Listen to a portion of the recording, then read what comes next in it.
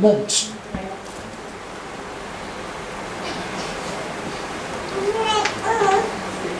Marchez dans la 4e dimension.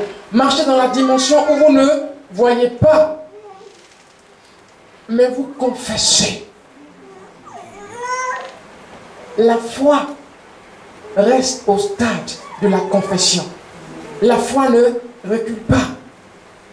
La foi maintient la confession. Peu importe ce qu'elle voit, elle maintient la confession. Si j'ai demandé, s'il m'a donné, je dois le croire. Amen. Bien que je ne vois pas. La Bible dit, ceux qui marchent par l'esprit et non pas par la vue.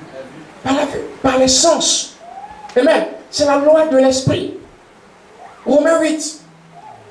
Ils marchent par l'esprit et non pas par les sens. Ça veut dire, si je pense que je suis encore malade, parce que je sens encore une peine là, je serai bien malade. Vous me suivez? Alors que si je suis capable de, malgré la douleur, confesser que j'ai déjà été guéri, parce que Christ a porté la maladie, les choses seront différentes. La foi maintient la confession. Amen. Amen. Ça peut aller? Amen. C'est vrai? Vous avez la foi? Amen. Vous voulez marcher dans l'épignosis? Amen. C'est très important. Qu'est-ce que tu veux? Qu'est-ce que Dieu dit de ta situation? Travaille là-dessus. Et remplis-toi de ce que Dieu dit. Et tu verras que tu seras un avec ce qu'il dit. Et tu vas commencer à vivre ce qu'il dit.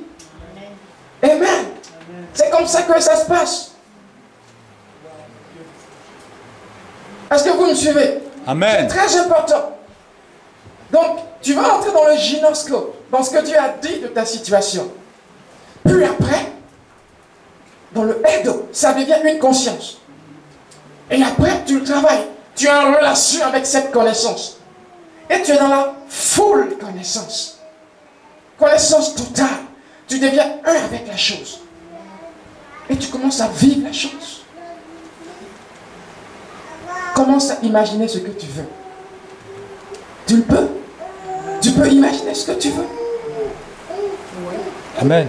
Parce que ton esprit va créer ton miracle. C'est dans l'esprit qu'on reçoit. Ton esprit va créer ton miracle. Imagine ce que tu veux. Et va dans le roi. Amen. Ça, c'est une autre étape dans la méditation. Au stade où, voyez, je suis tellement convaincu de la chose que je me lève tout seul dans ma chambre. Et je le confesse. Je le confesse. Je puis tout par Christ qui infuse en moi la force. Je puis tout. J'ai reçu un esprit supérieur. Vous me suivez? C'est que vous demandez, travaillez là-dessus, imprégnez-vous, puis confessez-le. C'est ça la 4e dimension. La foi maintient la confession. Parce que la foi n'échoue jamais. Je dis jamais. La foi n'échoue jamais. La foi n'échoue jamais. Tu ne peux pas quoi échouer. Non, c'est pas possible. Il y a une soeur qui a dit, personne, j'ai échoué à mon examen. J'ai dit non. Tu dois peut-être repasser ton examen. Mais tu n'as pas échoué. Hein? Tu n'as pas échoué. Zoé n'échoue pas. Amen. Zoé n'échoue pas. Le genre de vie de Dieu.